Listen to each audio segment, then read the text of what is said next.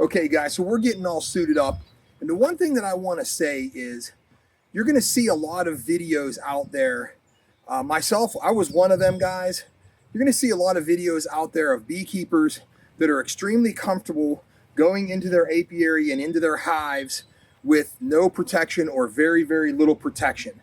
And I used to be one of those guys. I've been doing this now. This is year 6 for me and my business partner, Craig.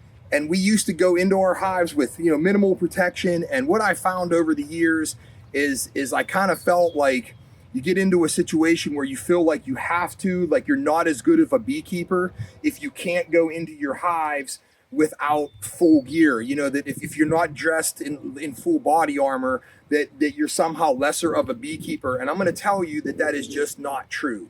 So don't feel bullied, especially if you're a brand new beekeeper.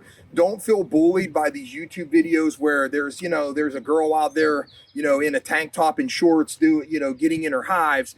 I've been stung many times over the years, and still to this day, I mean, obviously I'm not as reactive as, it doesn't really bother me, but I was one of those guys that felt like I have to go into these hives without anything on because I see X, Y, and Z doing it on YouTube, and just don't get into that problem. Just suit up. It takes 5 minutes.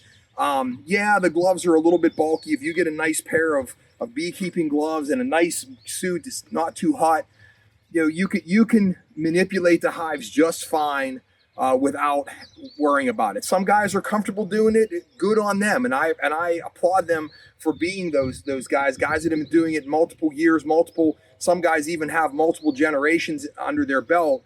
That's, to me, it's just easier and more effective that I can go into my hive and kind of not worry about being stung. And because that's one of the things as new beekeepers always ask is like, what do you do about how many times you get stung? What do you do when you get stung?